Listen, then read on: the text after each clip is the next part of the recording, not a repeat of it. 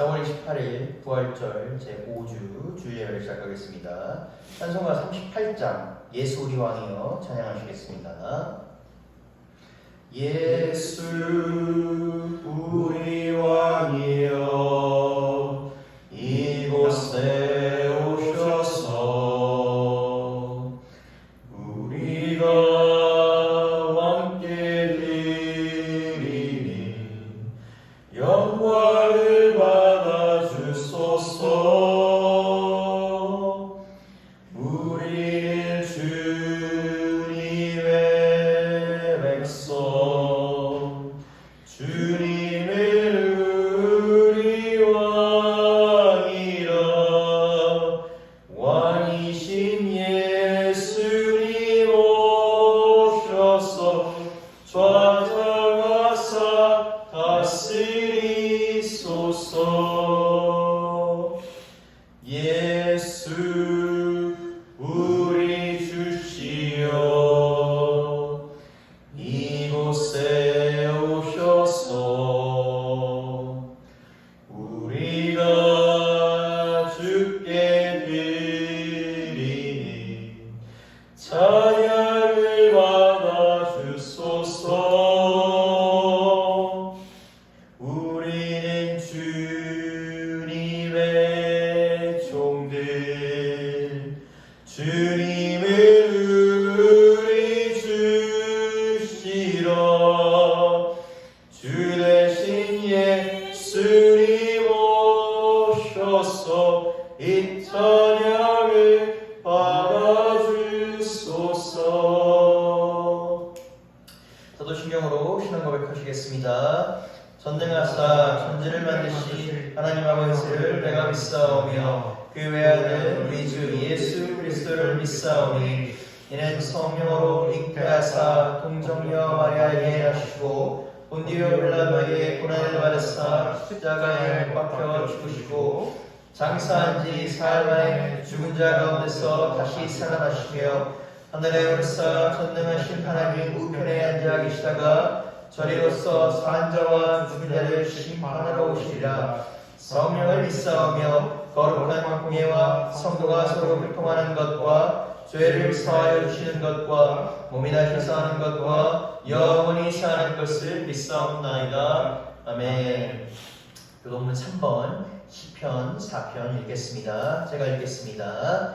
내 하나님이여 내가 부를 때 응답하소서. 곤란 중에 나를 너그럽게 하셨사오니 내게 은혜를 베푸사 나의 기도를 들으소서. 인생들아 어느 때까지 나의 영광을 바꾸어 욕되게 하며 헛된 일을 좋아하고 거짓을 구하려는가. 여호와께서 자기를 위하여 경건한 자를 택하신 줄 너희가 알지어다. 내가 그를 부를 때 여호와께서 들으시리로다. 너희는 떨며 범죄하지 말지어다. 자리에 누워 심중에 말하고 잠잠할지어다.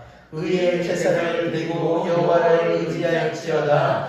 여러 사람의 말이 우리에게 선을 보일 자 누구냐 하노니 여호와여 주의 얼굴을 들어 우리에게 비추소서. 주께서 내 마음에 두신 기쁨은 그들의 곡식과 새 포도주가 풍성할 때보다 더하나이다. 내가 평안히 듣고 자기도 하리니 나를 얌전히 하게 하시는 이는 오직 여호와이시니라. 아멘. 오늘 하나님께서 주신 말씀이 요한일서 2장 1절에서 11절입니다. 요한일서 2장 1절에서 11절입니다. 주부에 보시면 나와 있습니다. 요한일서 2장 1절에서 11절입니다. 한 절씩 교독하시겠습니다. 나의 자녀들아 내가 이것을 너희에게 쓰면 너희로 죄를 범하지 않게 하려 함이라. 만일 누가 죄를 범하여도 아버지 앞에서 우리에게 대언자가 있으니 곧 의로우신 예수 그리스도시라. 그는 우리 죄를 위하여 화목제물이니 우리만 위할 뿐 아니요 온 세상의 죄를 위하리라. 우리가 그의 계명을 지키면 이로써 우리가 그를 아는 줄로 알 것이요 그를 아노라 하고 그의 계명을 지키지 아니하는 자는 거짓말하는 자요 진리가 그 속에 있지 아니하되 누구든지 그의 말씀을 지키는 자는 하나님의 사랑이 참으로 그 속에 온전하게 되었나니 이로써 우리가 그의 안에 있는 줄 아노라.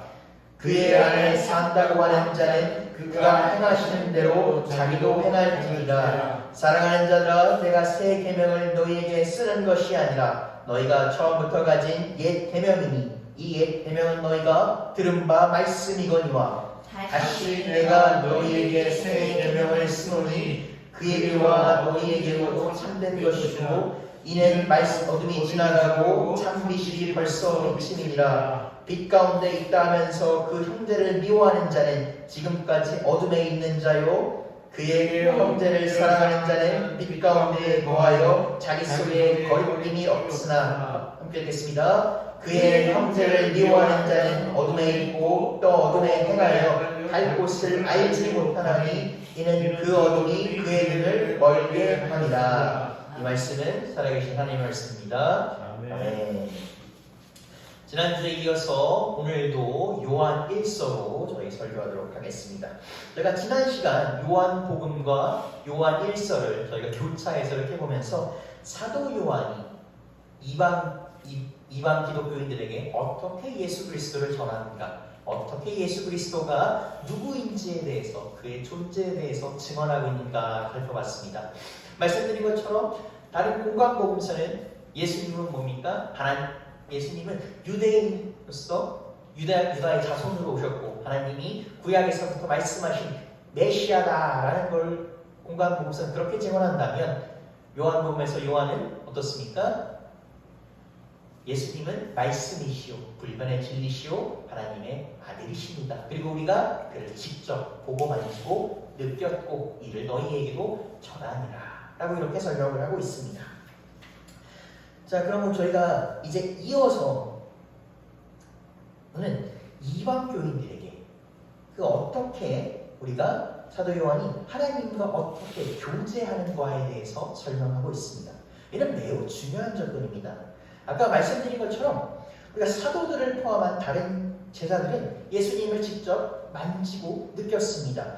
요한일서 1장 1절에서 2절 보면 뭐라고 합니까? 태초부터 있는 생명의 말씀에 관하여 우리가 들은 바요 눈으로 본 바요 자세히 보고 우리 손으로 만진 바라. 이 생명에 나타나신 바 된지라. 이 영원한 생명을 우리가 보았고 증언하여 너희에게 전하노니 이는 아버지와 함께 계시다가 우리에게 나타나신 바 되십니다. 우리가 두 눈으로 보았다라고 증언하는 것입니다. 자, 그런데 이방 교인들은 어떻습니까? 예수님에 대해서 1세대 기독교인들로부터 전해 들었습니다. 이분이 어떤 기적을 일으키셨는지, 이분이 십자가에 들어가서 살아나셨는지는 들었습니다. 그러나 예수님이 어느 분이신지 직접적으로 우리가 두 눈으로는 목격하지 못했습니다. 물론 이게 1차원적인 사고지만 우리가 누군가와 교제한다고 한다면 어떻습니까? 누군가를 직접 보고 이 사람이 이렇게 생겼구나, 첫인상은 어떻구나, 어떤 제스처를 사용하는구나, 어떤 말을 하는구나. 우리가 가장 그것을 기본적으로 교제라고 생각합니다. 그런데 이방 기독교인들은 보지 못했습니다. 그러다 보니 당연히 이들이 어느 정도 신앙 가운데 성장에 어려움이 있을 수 있었을 것입니다. 우리가 지난 시간에 살펴본 바로는 이 당시는 이단이 닥치던 시기였습니다. 그러면 이 요한일서 편지를 쓰면서 이방 교인들에게 그 삿된 게임에 넘어가지 말라라는 목적으로 쓰고 있는 것입니다. 또한 그 당시 로마 제국은 이 팽창하고 있는, 물론 여기서 팽창한다는 것이 국교회가 된다면 그건 아니고 그 당시에 이제 지하교회가 아름 이렇게 가는 곳입니다. 그러니까 우리가 늘어나고 있는 기독교인들에 대해서 어떻습니까? 처음엔 관심도 안 가지다가 나중에서는 이제 경계하고 이들을 핍박하고 이런 상황이었습니다. 우리가 그 로마는 당시 역사 얘기를 한다면 우리가 핍박이라고 한다면 보통 우리가 때리고 채찍질하고, 물론 실제로 이들은 기독교인들을 잡아다가 우리가 콜로세움이라고 하는 그 경기장에서 맹수와 함께 싸우기도 하고 그렇게 핍박하기도 합니다. 그러나 우리가 사실 그거보다 더 무섭다고 할 수 있는 것은 사람을 내부서부터 버티는 것입니다. 살살 회유하면서 그래 너네 예수 믿어. 너 예수 믿지 말래. 우리가 예수 그래 예수 우리 다 신도니까 너도 예수 믿어도 돼. 단 너희가 그렇게 그리스도라고 하는 그 예수께 절도하고 우리 황제에게도 같이 절해라 라고 이렇게 그들을 회유하면서 무너뜨려 나갑니다. 그런 가운데 그런 곤란의 시기 가운데 사도 요한은 그 이방교인들에게 그런 것에 흔들리지 말고 너희는 하나님 안에서 굳건하며 하나님과 교제하라 라고 이렇게 설명합니다. 그리고 그는 그 교제하는 방법에 대해서 첫 번째 예수 그리스도에 관해서 얘기하며 두 번째로는 형제 가운데 교회 공동체 가운데 서로 사랑하라 라고 이렇게 권면하고 있습니다.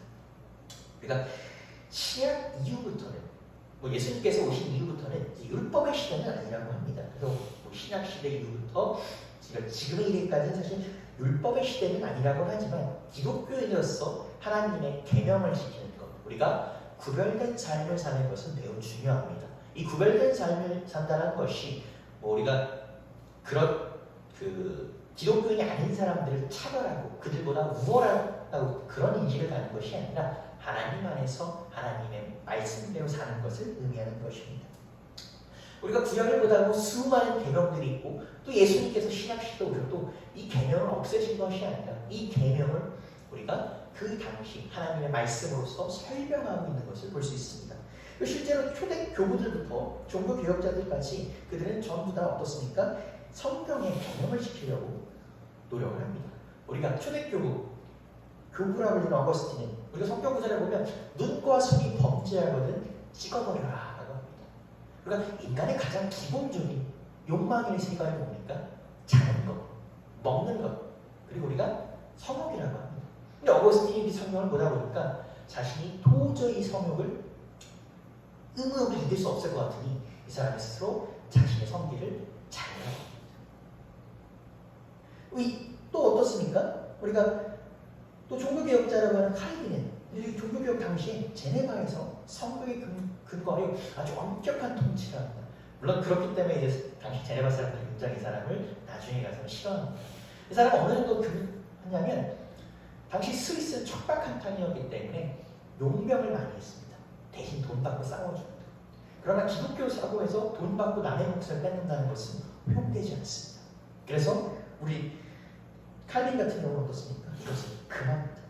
이렇게 우리가 계명을 지킨다는 것은 매우 중요하다고는 하지만 이것이 본질은 절대 아닙니다. 앞에 제가 감히 어떻게 교부가 종교개혁자들을 비판할 수 있냐면은 이분들의 예시를 보면 물론 우리가 계명을 지키는 것은 매우 중요하다.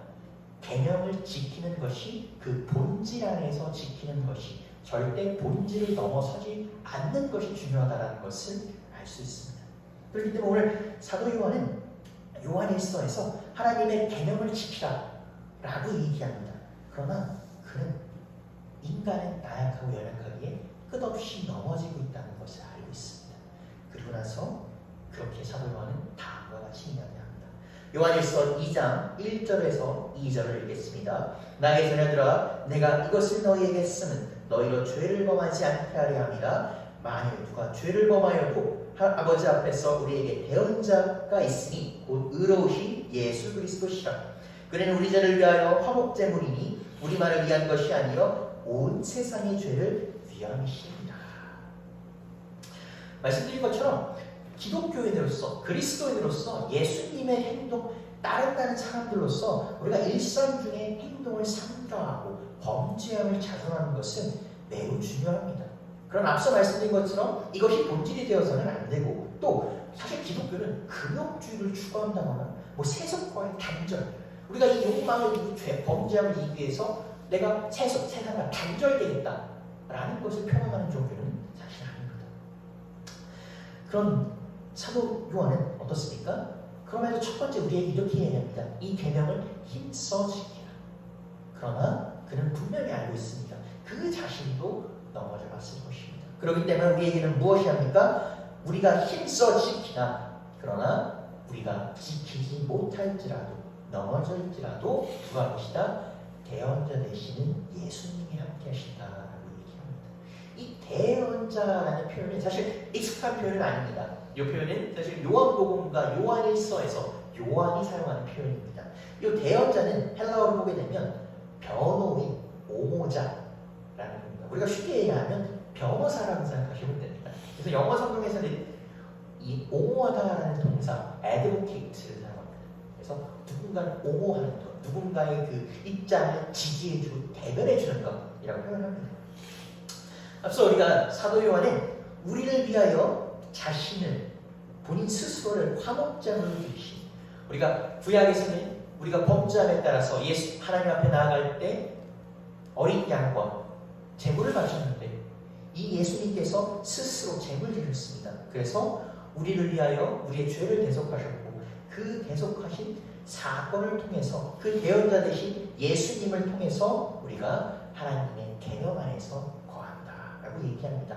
이것은 절대 우리 스스로가 잘나서 우리 스스로가 선해서 그런 것이 아닙니다. 우리가 예수 그리스도와 함께할 때 우리가 넘어질지라도 예수님께서 우리의 힘 되시고 붙잡아 주시기 때문에 우리가 그 안에서 거한다라고 합니다. 우리 모두는 사실 이 천국 가는 마지막 날 하나님 앞에 섭니다. 이 재판장 대신 하나님 앞에 섭니다. 우리가 누가 잘못을 하지 않았다 할지라도 재판장이나 형사 앞에 서면 무섭습니다. 두렵습니다. 그런 와중에 나의 그 영원함을 판결하신 나의 하나님 앞에 선다면 얼마나 두렵겠습니까? 그분 앞에서 내가 당당히 부재입니다. 이거 할 필요도 없고 저는 그냥 천국에 들여보내십시오 라고 할 수 있는 사람은 별로 없을 것입니다. 설사 우리가 이 삶을 살다 보면 뭐 뉴스나 이런 인터넷을 통해 정말 진짜 정말 이런 나이 귀없는 천사가 있나, 이렇게 우리가 훌륭하신 분들이 있나, 뭐 종교를 떠나서 그런 분들이 분명히 존재합니다. 그러나 그런 분들이라고 할지라도 우리가 나는 선한, 나에게는 티끌의 죄도 없습니다 라고 하는 경우는 없습니다. 오히려 이분들이 더 그렇게 얘기하지 않으십니다. 누가 봐도 이분들 잘못 없으신 것 같은데 나는 죄인이요 나에게는 선한 것이 없습니다. 이건 종교를 떠난 얘기입니다. 그분들이 그렇게 고백을 하십니다. 그런데 하물며 세상 속에 그렇게 우리가 범죄한 가운데 살아가고 눈을 보는 우리는 어떻겠습니까? 그런 가운데 대원자 예수님께서 우리의 변호사가 되주시는 것입니다. 우리가 그 삶의 그 분쟁에 시달리게 되면 굉장히 힘듭니다. 피곤합니다. 끝도 안 나요. 이거 뭐 작은 걸 할지라도 1, 2년은 기본 걸립니다. 그런데 훌륭한 변호사가 나를 변호해 준다고 하면 그 얼마나 힘이 되겠습니까? 내 편에서 준다고 하면 얼마나 힘이 되겠습니까?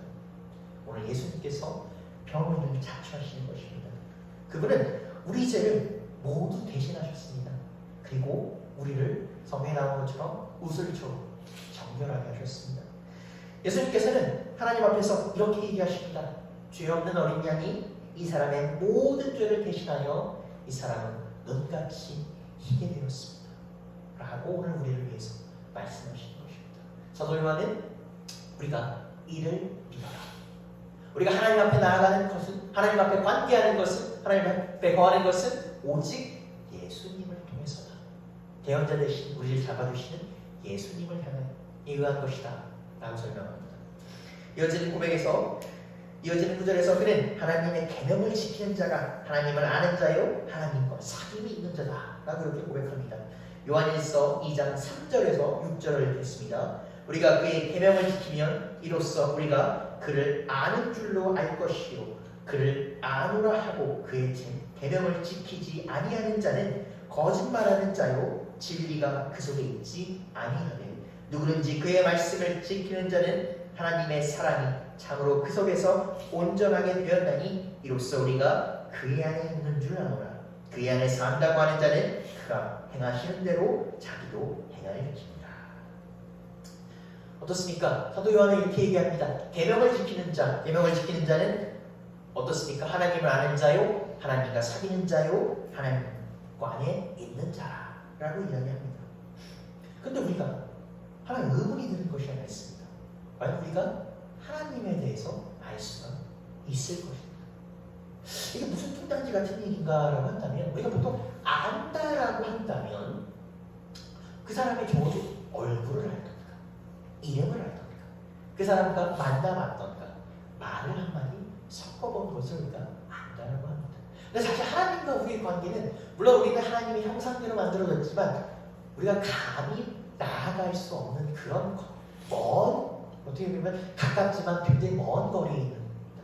구약을 보게 되면 우리가 하나님 구약을 통해서 성경 전체를 보게 되면 누구도 하나님과 대면하여서 얼굴을 본 사람이 없습니다. 하나님의 목소리를 들은 사람은 있습니다만 얼굴을 본 사람은 없습니다. 이사야는 뭐라고 얘기합니까? 내가 하나님 앞에 나아갔는데 하나님 앞에 천사들이 있었고 그 얼굴이 가려져 있었다. 빛에 나서 얼굴을 들지 못했다라고 얘기합니다. 우리가 구약에서 하나님과 가장 많이 소통하고 하나님과 가장 많이 알았고 하나님과 가장 많이 사귀었다라고 일컬음받는 모세가 하나님의 목소리를 듣거나 시내 산에 올라가서 하나님의 계명을 받을 때 이스라엘 백성들은 어떡합니까? 산 아래 천막에서 거합니다. 모세가 하나님의 소리를 들을 때 그들은 하나님과 멀리 떨어져 있습니다. 성경에 보게 되면 우리가 조금 지금 얘기가 좀 다른 좀 주제에서 벗어날 수도 있겠지만 우리가 보통 예배는 무조건 즐거운 것이다, 기쁜 것이다 라고 하는데 구약에서만 보게 되면 하나님께서 임재하시는데 백성들이 어떻습니까? 즐거워서 춤을 추는 것이 아니라 두려움이 있는 겁니다. 그 신이 나타나자 우리가 두려움이 있는 겁니다. 어떻습니까? 감히 하나님 앞에 나아갈 수 없다는 것입니다. 그런데 우리가 이렇게 얼굴조차 뵙지 못하고 우리가 하나님께서 목소리를 들리고 나아갈 때 두려움에 떠난 이 하나님을 어떻게 안다고 할 것인가? 사도 요한은 어떻게 우리가 하나님 앞에 하나님을 안다고 할 수 있는 것인가? 그러니까 조금 바꿔서 예수님의 얘기를 해보겠습니다. 예수님은 어떻습니까? 원래 예수님은 눈앞에서 목격한 사람이 굉장히 많습니다. 12제자 이외에도 그 당시 사람들이 예수님을 따르던 사람들 혹은 예수님을 미워하던 사람들, 예수님을 죽이고 싶어 했던 사람들, 그 다음에 예수님의 십자가형을 선고한 본디오 빌라도까지 매우 많은 사람들이 있습니다. 현대까지도 유대인들은 예수님에 대해서 예수님이 하나님의 아들임을 인정하지 않을지언정 역사적으로 예수님이라는 분이 계셨다라는 자체를 부인하지 못합니다. 자, 우리가 이렇게 제자들이 예수님의 얼굴을 보고 나서 예수님께 보고 나서 예수님께 이렇게 묻습니다. 우리가 어떻게 그 길을 갈 수 있습니까? 우리가 어떻게 하나님 안에 거할 수 있습니까? 하나님을 알 수 있습니까?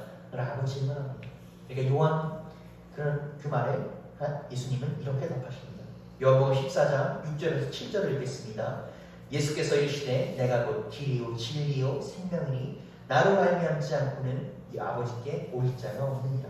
너희가 나를 알았더라면 내 아버지도 알았으리라. 보다 이제부터는 너희가 그를 알았고 또 보았으리로다. 요한은 얘기합니다. 계명을 지키는 것. 계명을 지켜서 하나님을 아는 것은 하나님께서 예수님을 통해 보여주신 말씀, 그 말씀을 믿고 그 안에 거하는 것입니다.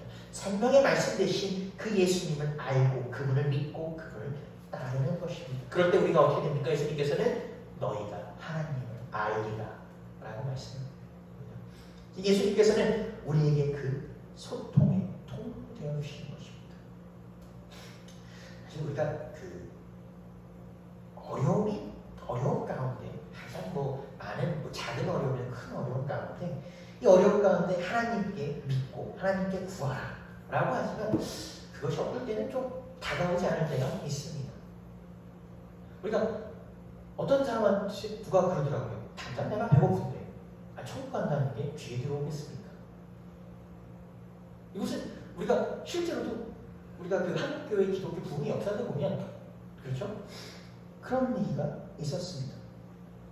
그런데 우리가 그 어떤 길을 찾아 나설 때, 우리가 길을 하나님 앞에 나아갈 때, 하나님께서 우리에게 어떤 것을 약속하시면 나아간다고 할 때, 우리가 그 캄캄한 가운데, 안개가 낀 자욱한 가운데 걸어 나가는 것 같고, 그것은 이거 얼마나 더 가야 되나, 이 길 헤매고 그 길을 찾지 못할 때가 매우 많습니다. 그런데 사도 요한은 우리에게 이야기합니다. 하나님의 계명을 붙잡으라. 그 하나님의 계명은 무엇입니까? 예수님을 붙잡으라라고 얘기합니다. 왜 예수님을 붙잡으라고 얘기합니까? 우리가 기도할 때 누구 이름으로 기도합니까? 예수 그리스도 이름으로 기도합니다.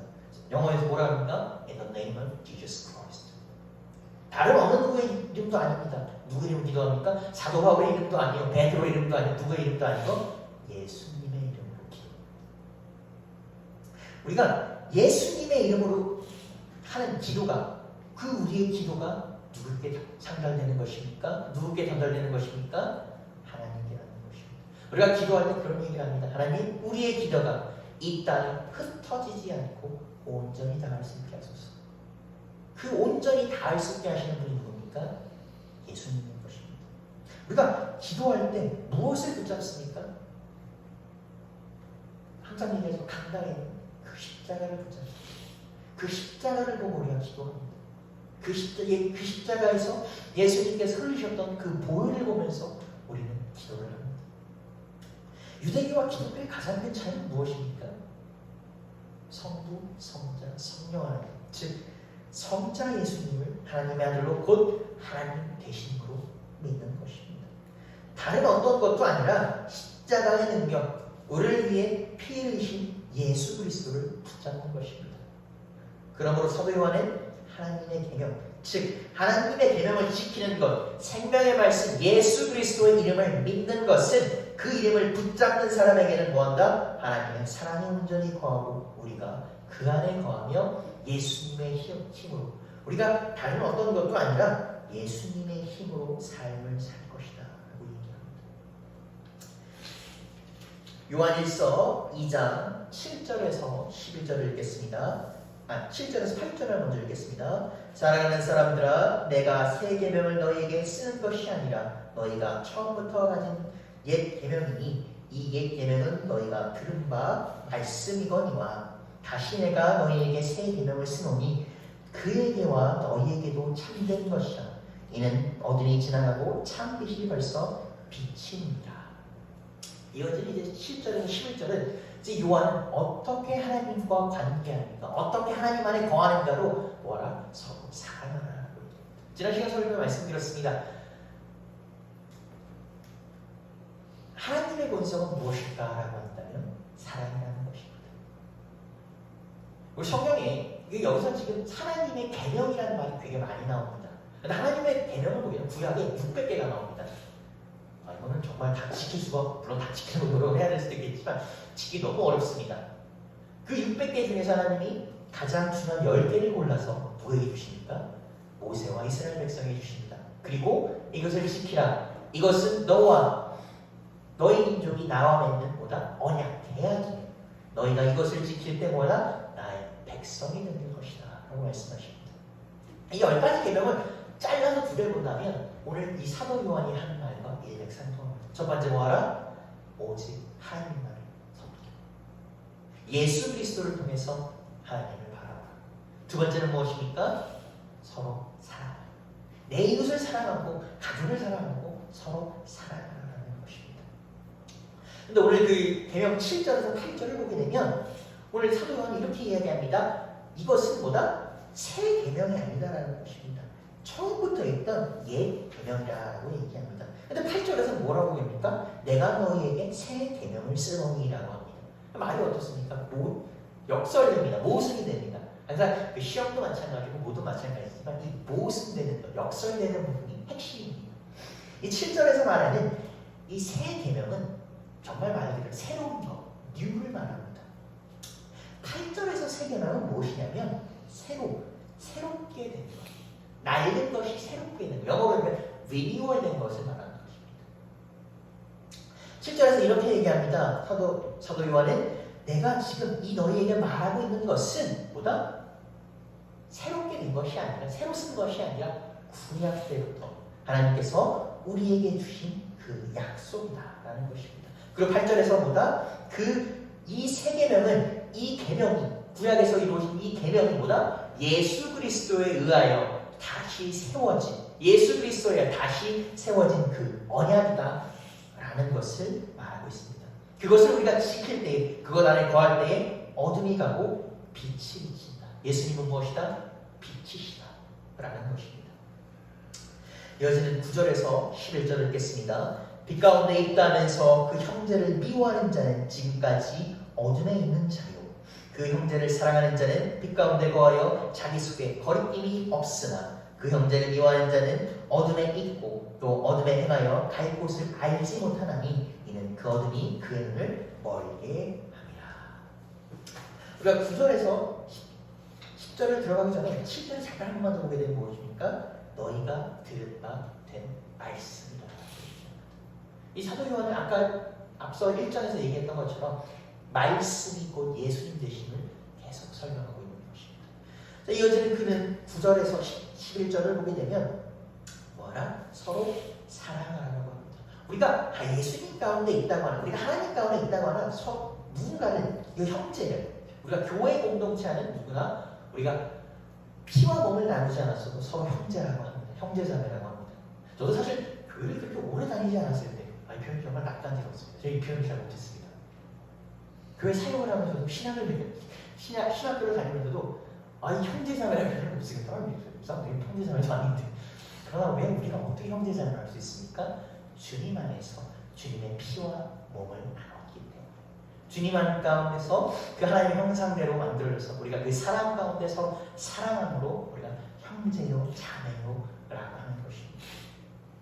그리고 우리가 얘기합니다. 이를 사랑하는 자, 빛 가운데 우리가 예수님을 따른다고 하면서 형제를 미워하는 자는 지금까지 어둠에 있다는 것입니다. 이제 남들이 내가 얘기할 때 제가 좀 어떻게 보면 성격이 좀 무딘 편입니다.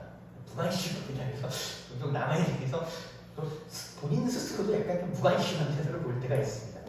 근데 제가 가끔가다 누군가를 미워할 때 되면 엄청 많이 미워합니다. 이게 다시 나쁜 버릇입니다. 주님만에서 항상 고치려고 하는데, 근데 우리가 누군가를 여러분도 미워해본 경험이 있으시면 누군가를 미워하게 되면 마음이 어떻습니까? 마음이 되게 불편합니다. 그리고 그 사람을 굉장히 의식하게 됩니다. 오히려 그 사람을 의식하여서 내가 그 사람의 미워함에 따라서 나의 기쁨이 없어지고 나의 행동이 망가지고 나의 마음속에 평안이 없어집니다. 그래서 사도 요한은 어떻습니까? 형제를 미워하는 자는 하나님 안에 있다고 하나, 빛 가운데 새로 태어났다고 하나, 기쁨 안에 있다고 하나, 아니요, 오히려 어둠에 있는 자다 라고 합니다. 그러므로써 형제를 사랑하는 자는 빛 가운데 거하는 자다 라고 얘기합니다. 마지막 11절에서 뭐라고 합니까? 형제를 미워하는 자는 어둠에 있고 그 어둠이 그의 눈을 멀게 하였다라고 합니다. 우리가 컴컴한 어둠 속에서 길을 잘 찾을 수가 없습니다. 그 가운데서 똑바로 갈 수 있는 사람은 없습니다. 우리가 그 어둠 가운데서 오히려 더 막 길을 잃고 좌충우돌을 합니다. 우리가 마음 가운데 사랑이 없고 또 그 사랑, 예수님께서 주시는 그 사랑으로 인한 평안이 없다면 우리는 올바르게 길을 갈 수가 없고 헤맨다. 오히려 더 우리가 어려운 가운데 있습니다. 사도 요한은 오늘 우리에게 주님 안에 거하는 자, 하나님 안을 알고 하나님 안에 거하는 자는 뭐하는 자다? 예수 그리스도를 믿는 자예요. 두 번째, 형제를 사랑하여 그 마음 가운데 사랑과 평안이 있는 자. 형제를 사랑한다는 것은 어떻습니까? 그 자신이 누군가를 사랑하는 것은 내 안에 그 사랑과 평안이 있는 자. 그러니까 이 사랑을 받는 것보다 주는 것이 더 어렵고 주는 사람이 더 기쁘다고 합니다. 왜 그렇습니까? 어떻게 나눠줄 수 있습니까? 내 안에 사랑이 있기 때문에. 그런데 우리가 사실 부모와 자식 간의 사랑은 좀 논외로치고 어떤 사람을 아무리 호감이고 좋아한다 해도 무조건적으로 사랑하기 쉽지 않습니다. 우리가 사랑이 좀 이게 동일하지 않습니까? 그런데 사도 요한은 어떻게 합니까? 어떻게 얘기합니까?